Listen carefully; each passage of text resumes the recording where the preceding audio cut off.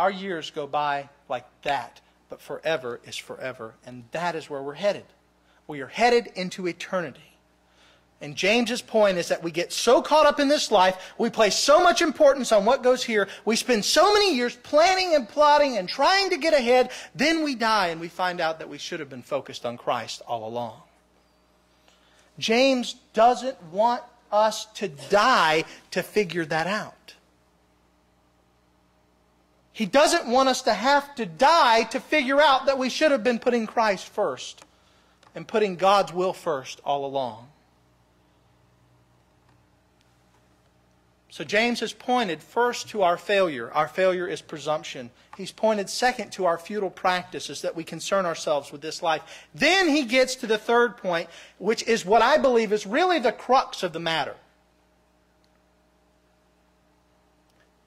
He made the point that we often make many plans, sometimes great and lofty plans, without considering God, when really in the final analysis we should have been considering the Father's providence. Look at verse 15. He said, Instead of what? Instead of doing all those things you were doing, worrying about this life, instead of doing all those things, making plans without God's will, here's what you should have been doing. Instead, you ought to have said, if the Lord wills, we will do this or that. Now I want to tell you something. There's a lot of people who say that. But I wonder how many really mean it.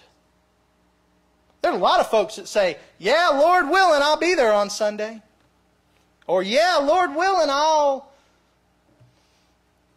get the new job. Or, Lord willing, whatever. But how many of us really believe God's in control? How many of us really believe it is up to the Lord's will? How many of us live that way? Here's how I can tell if you don't live that way. Well, Lord willing, I won't get caught stealing on my taxes. That's ridiculous. And everybody laughs because it's so ridiculous, right? But is that the way we live? Well, I'm in a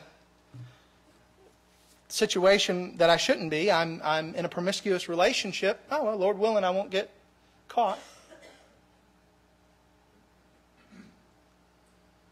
And we laugh at that and we say, well, nobody would say that. We say it with the way we live. We say it with what we do.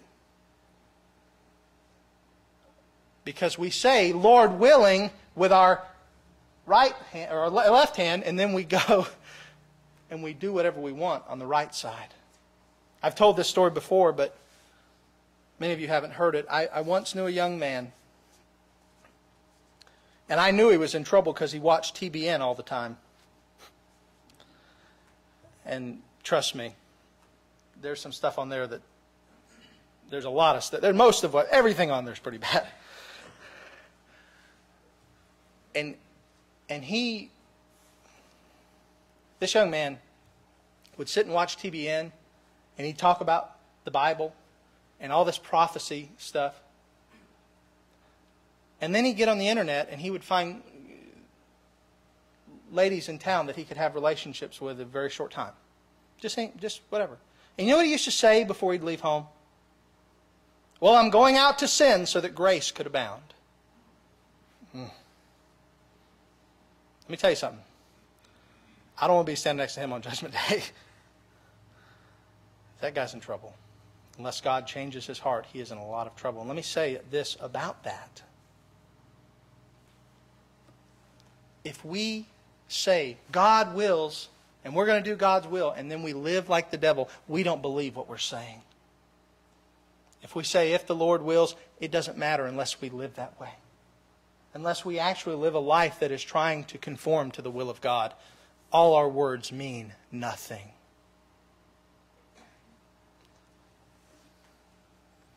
It is not just expressing that we know God's will be done. It's expressing that we submit to His will. Because guess what? It doesn't matter if you know God's will is going to be done. It's going to be done anyway. You agree to that? That whether or not you agree, it's going to be done anyway? Of course, right? The issue is submission. Do you submit to God or do you not? And sadly, I think that many do not. And here's why. It's in verse 16. It's the fault of pride. He said, as it is, you boast in your arrogance. All such boasting is evil. You know, if you actually just go back and look through James, you'll notice that James's teaching is founded on the issue of pride and our inability to yield our pride.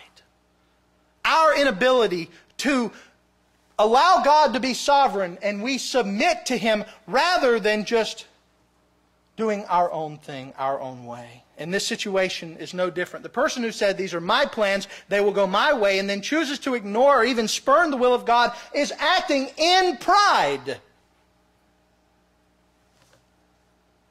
James calls arrogance or pride evil.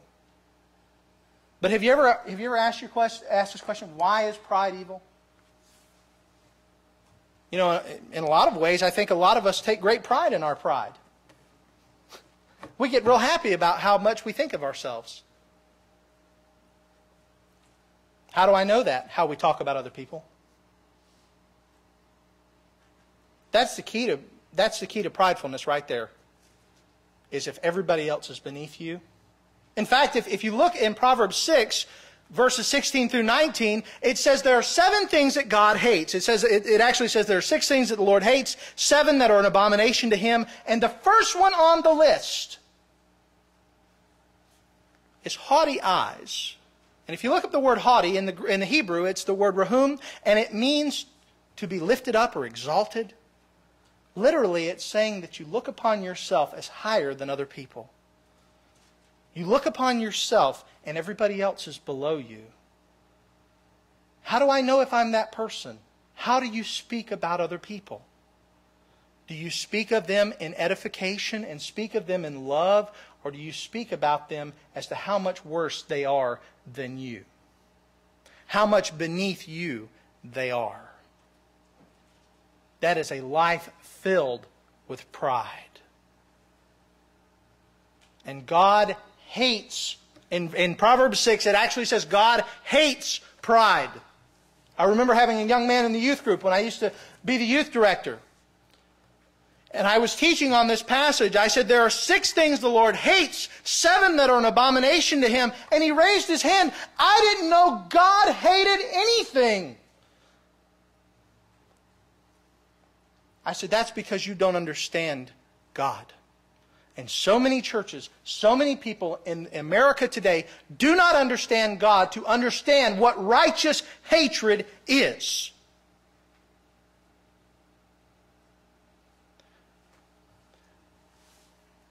God hates pride. Because it causes us to omit Him. It causes us to put ourselves on the throne and ask Him to take a lower seat. Finally, James gives us the forgotten principle. The forgotten principle is found in verse 17. He said, whoever knows the right thing to do and fails to do it, for him it is sin. In this context, what is James saying? James is saying that there is something that is to be done, but it has been failed to be done. And it is simply considering God in our planning. It is considering God in our decision making. It is considering the way God wants our lives to be and just putting Him out of the picture. But sadly, that's often forgotten. We omit God. And when we do, we're sinning. But I want to add something to that. There is a great principle that's being expounded here. It's the principle of the sin of omission. You know, I have many people that come to me and they say, Pastor, is this a sin? And they'll name something, and normally it is. But they'll come and they'll say, Pastor, is this a sin? Or Pastor, is that a sin? Let me express something very important to you. More often, as Christians, we sin by what we don't do than by what we are doing. Let me say it again. More often as Christians, we sin by what we omit than rather what we commit. An example would be simply this. If we don't share the love of Christ with someone, if we don't share the gospel with someone, we haven't committed, but we have omitted.